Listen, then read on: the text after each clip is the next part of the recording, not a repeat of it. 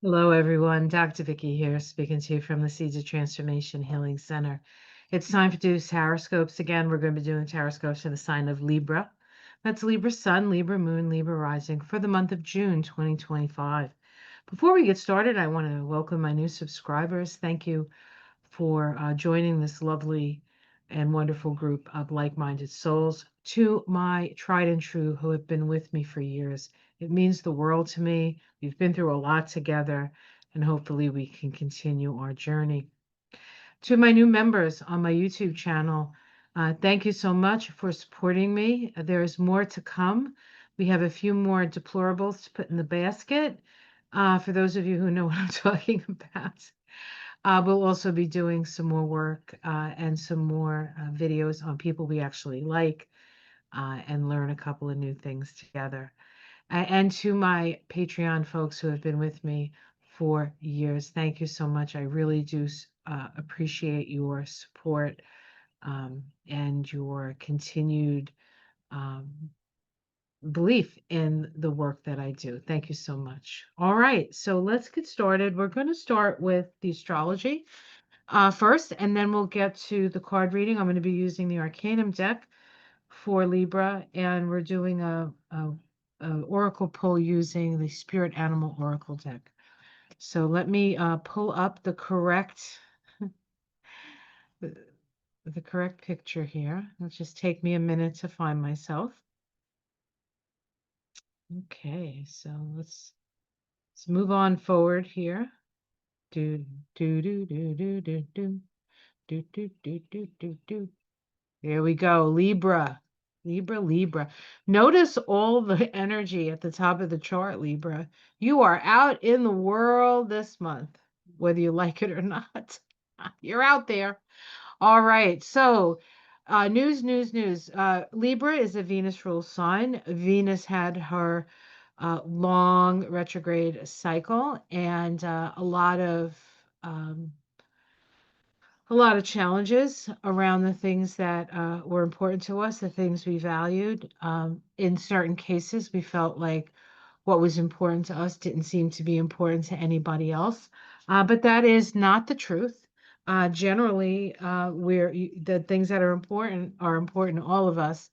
Um, and now that we're with Venus in Aries, it was in Aries last month in that seventh house. I'm sure you've heard from a lot of people that you are actually on the same page with them. Of course, Libra is an energy of justice and an energy of fairness, and there has been a lot of things that haven't been fair or haven't been just. But sometimes you're in your own little like enclave and you don't really realize that other people are having the same thoughts as you are. But now that Venus is moving forward and has moved through that seventh house, I think that you have a general sense that there are quite a few people on the same page as you. We do have Saturn and Neptune now in that seventh house for you. Saturn moved in last month, and Neptune moved in March, the end of March. And they're there for a short time. They're going to go back into Pisces. They're going to go back into that sixth house of yours. But until then, um, what the energy of Neptune and Saturn is as it comes together is a dissolution of the structures, a dissolution of the structures. And so it's happening in your seventh house, your relationship house. You're a Libra, you're relationship oriented. So there are still some things that need to be uh, the way you relate, some partnerships, there are still some things that need to uh, dissolve away. So you're not quite done with the dissolution part of things. But then when these two planets come back together in 2026 and then make that conjunction at the first degree of Aries, it's a new starting point. It's like this is just the last bit of it. It's almost as if you're getting into the corners of the closet now and finally sort of vacuuming it out, wiping it down with a cloth maybe, and maybe repainting the closet, right? So that you have a new place, and you'll be perhaps more particular about what you're putting in that closet. Or maybe you'll keep the closet empty because who needs, well, that'll never happen. You're a Libra, you're Venus ruled. You'll have plenty of closets. But they'll be more maybe organized. And the things that no longer serve you, the things that no longer fit will all be out at that time. The sun, of course, starts the month in Gemini. That is your ninth house. It's a fellow air sign. You enjoy the sun in Gemini. And then you've also had Jupiter in Gemini for quite a long time now. It's almost actually been a year because this month Jupiter moves into Cancer where it's going to stay for a year. Now that's your house of career, and Jupiter is an expansive energy. And so this is especially like I especially see this good for people who may have you may be a designer of some sort, a home designer. I feel like this is a time when you're really going to shine over the next year with that Jupiter in that house. Mercury starts the month in Gemini. Mercury is moving pretty quickly. It's actually moving quickly because next month it's going to be in a retrograde cycle. So it starts in Gemini, moves into Cancer. It goes all through Cancer, which is of course very sensitive and very feeling and home oriented and the like. But also in that 10th house. So there's this. It's like you'll be communicating with people and they will let you know what makes them feel nurtured, what makes them feel safe, what makes them feel uh, safe for the family, that kind of thing. And depending on what kind of work you do, that will or will not, for some people that's vital information. Um, you may be a lawyer, you may be a family lawyer, right? I mean, you're a Libra. Libra rules law.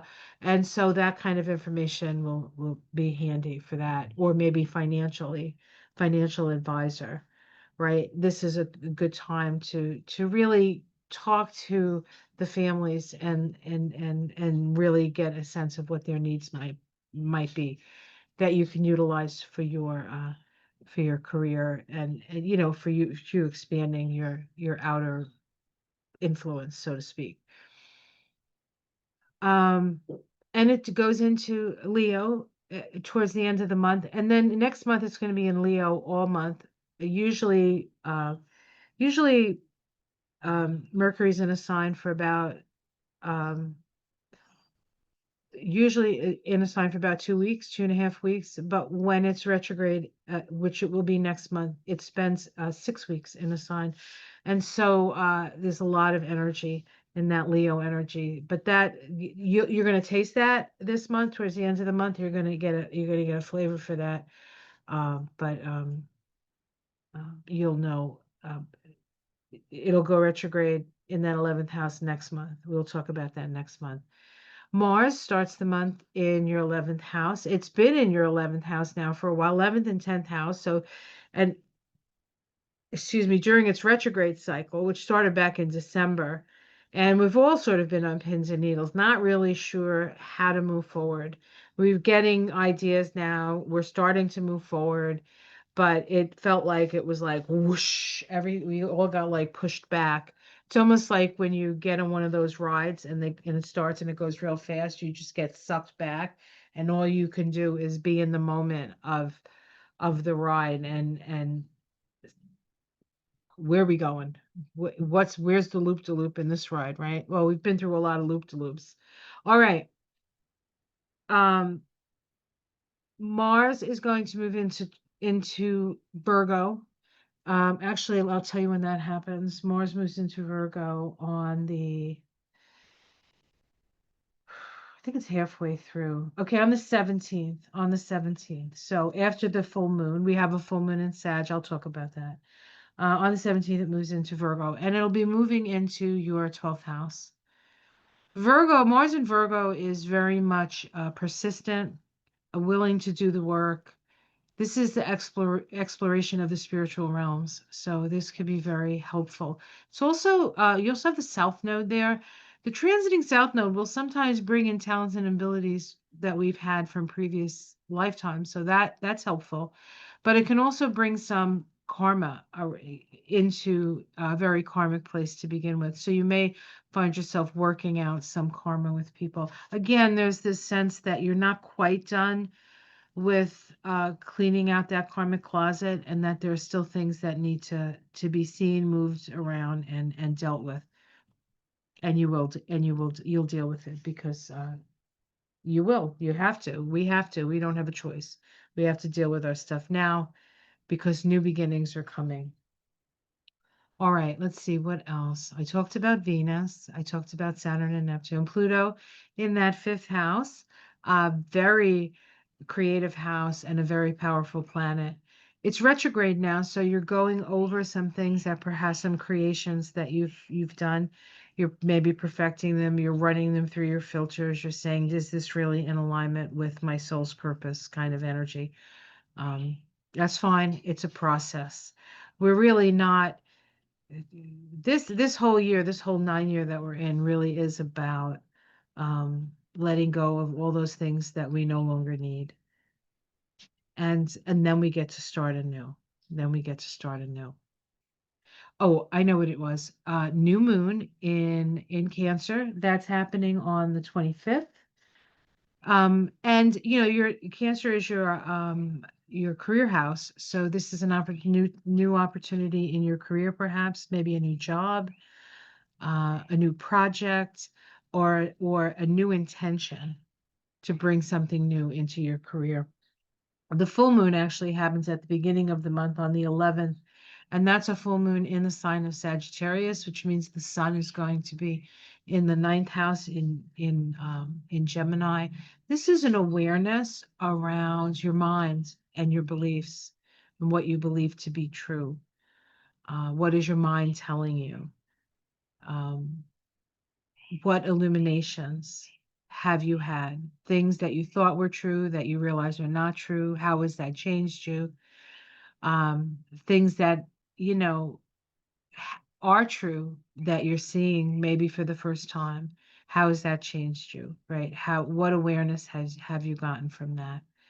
It's going to be very interesting full moon, I think, for you. Very heady, very heady. But again, it's an awareness, and then with that awareness, you get to move forward. All right, so that is the story, Morning Glories, um, for the astrology. Let me stop the share. Oh, good. And we're going to be doing what? Oh, yeah, here we go. Card reading. So this is the tarot part of the tarot scope.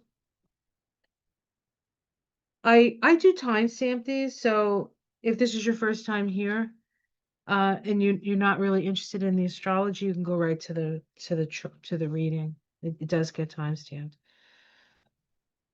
All right. So just let me shuffle this up, put new energy in the cards, dust off the old readings that were in here. Dust yourself off, start all over again. I think you'll be cleaning some closets this month. Maybe I'm projecting because I'm cleaning out closets. Oh dear. Let's see what's going on for Libra.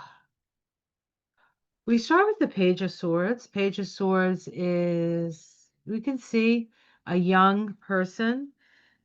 Often the pages are associated with feminine, daughters, as it were, but we have a young person listening intently.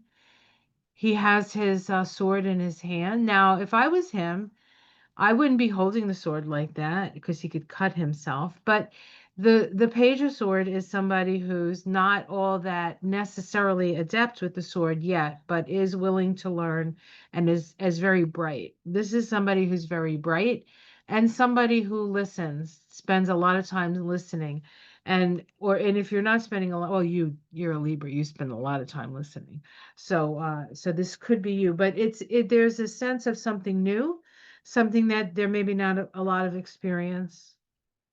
One of the other ways that this card comes up is as a whistleblower, somebody who's willing to speak out and let people know that something is not right, right? The whistleblower. So let's see how this. Okay, so the challenge is strength. It's challenge is strength. I almost feel like I'm talking now. Okay, let me just say this. I'll say this right up front. somebody watching this may be one of those people who Doge kicked out of the work, the job, right? Um, and so you may be feeling like the whole world is like you're facing powers you didn't think you would ever have to face. And the question is, do I have the strength? Do I have the this is a learning experience. This is a learning experience for you. Do you have it? You have it. It takes? Yes. The King of Swords at the root says that you have.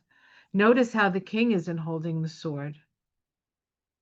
He's not holding. So this is this is the maybe the king as a youth holding on to that sword, cutting himself perhaps. And now this guy, he just has the sword. He just has the sword in his hand. So this is at the root. This is the immediate future. A decision is being made. You have this, you're wondering if you have the strength. You're wondering if you have the strength. You're making the first action of a decision. In the past, we have the Four of Pentacles. You've had to hide your money or save your money or keep your money close. Understanding your resources. In the sky, we have the Four of Cups. This can be this can be messages from spirit, this card. And I feel like what spirit is saying is don't concentrate.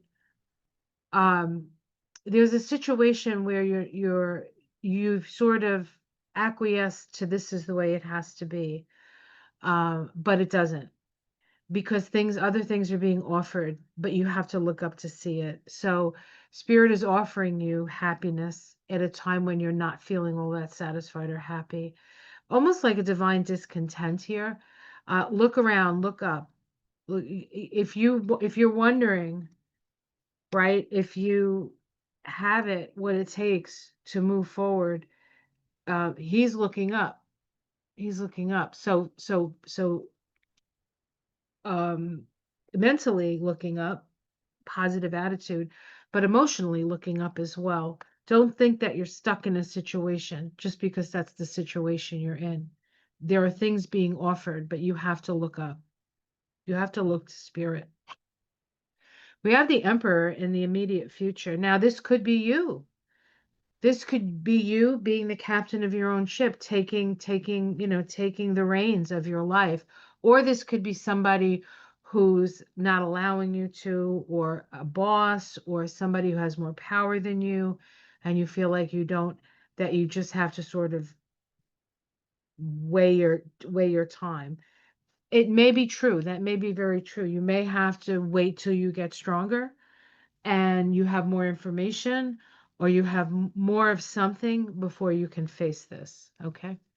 Uh, ooh, how it's seen from the outside, potential. You're seen as having a lot of potential and opportunities. See, if people see you have the potential to be successful, they will help you be successful because they'll know it's money well spent. So whatever is going on, do not doubt your abilities here. You have the ability. It's just that maybe you're in a situation where, you just can't do something right now. Things are changing in your domestic situation, so perhaps I'm wrong. Perhaps you can do things now. But changes in the offing. Changes in the offing. The things you see every day are changing and will be changing. Hopes and fears. Um, you you're a Libra. You don't like making a decision unless it's truly well thought out. And some people think that you're just being indecisive, but you understand the power of the decision. You understand that. Once you go down a road, you can't go back the other road. The choice has been made, and you have to go down that road. Um, Or you could have a fear that you are being indecisive. You could be judging yourself for that.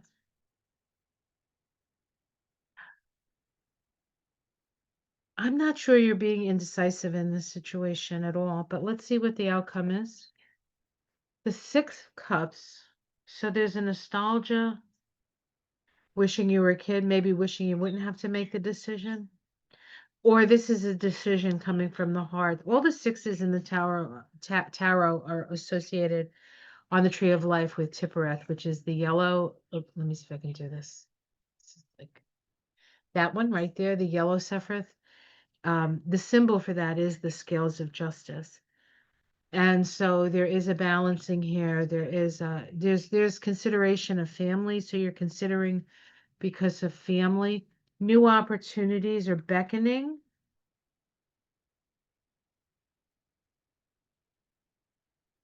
But there's craziness here. There's craziness here. Let's see what's underneath. The King of Cups, the Magician, and the Knight of Wands.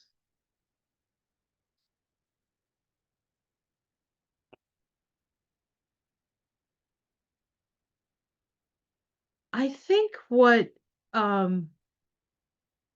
these cards are talking about,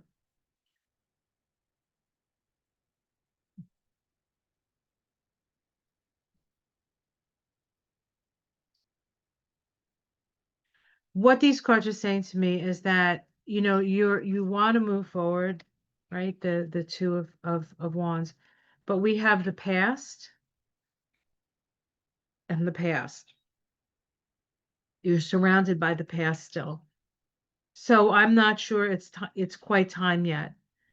But you are making forward progress. Know that you're strengthening yourself so that when the time comes to do it, to make the decision, you'll be supported, you'll have the power, you'll have the support, you'll have the focus necessary to put yourself sort of on the road, to take your ideas and put them out on the road.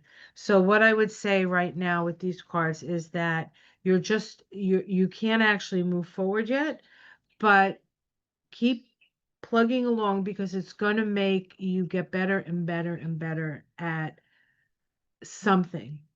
So when the time comes, you'll be able to move, um, to have more support and the strength that you need to move forward. All right, we're going to pick one more oracle card, and this is from the Spirit Animal Oracle by Colette Baron Reed. Okay, and we'll see what card comes up for you. The card comes up for Libra. Libra.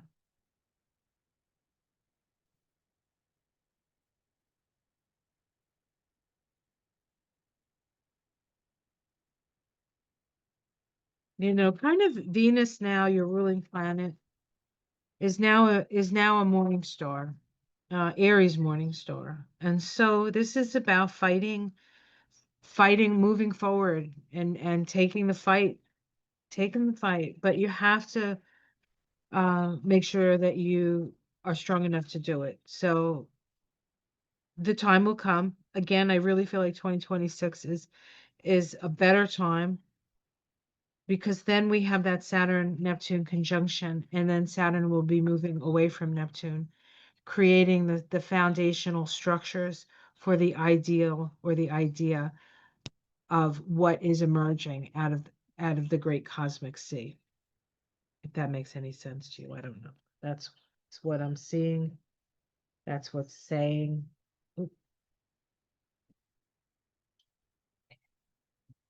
What do we have here?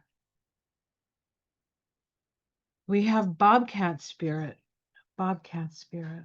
Isn't that beautiful? It says, life is a mystery. Ooh, life is a mystery. Life is a mystery wrapped up in an enigma. Okay. Okay. Beep, beep, beep, beep, beep, beep, beep, beep, beep, beep, beep, beep, beep. Oh, Bobcat. Here we go. Oh, right there, yeah. Meow. I don't know. Do they meow? Do they hiss? They don't roar, right? They're like cats, like that, I think. Google it. The bobcat moves furtively and mysteriously. I've actually seen a bobcat move, and they do feel like they're coming from a whole different universe. I mean, there's just a a languorous sort of feel with the bobcat, very quiet. Um, and you see them and then you don't see them. They're kind of cool. I saw one in Florida. Florida. Okay. Um, the bobcat moves furtively and mysteriously, and when bobcat spirit appears to you, she brings a powerful reminder that not all things in life can be explained or understood through the power of intellect. Trying to figure things out, find logical explanations, or predict what will happen based on reason and fact will not provide you with the certainty and comfort you seek. Bobcat asks, oh dear, so sorry. Bobcat asks you to trust in the great mystery and let the secrets of the universe reveal themselves to you through direct experience. Allow your vision to slip into soft focus, and you will see between the lines and observe what has been hidden there all along. Bobcat spirit helps you to know intimately the pulse of the divine in the world. Trust in the wisdom and revelations that come to you, yet know that understanding may not come as you would like it to. What you experience through your heart and intuition, which comes to you as the voice of your inner knowings, will guide you now as you accept the secrecy is woven into the fabric of existence. No matter what the appearance of bobcat spirit is a sign that you are being called to trust, even when what is revealed does not agree with your need for intellectual certainty. It says, but and this is your protection. Bobcat spirit tells you it is not time to reveal your deepest, most cherished dreams and desires to others, but rather a time to be quiet and gentle with yourself as the truth begins to emerge in your awareness. And that was kind of what the reading spoke of too. So maybe the protection part might be more important, but it's all important. So as you know, both sides always important. Have yourself a great month, everyone. Take care of yourself. Do due diligence. Clean out those karma closets. I'm doing it too. It's not always fun work, but it is necessary work. And after it's done, then it's fun. Then it's time for fun. All right, guys, take care. Have a wonderful month, and I'll see you again in July. Namaste.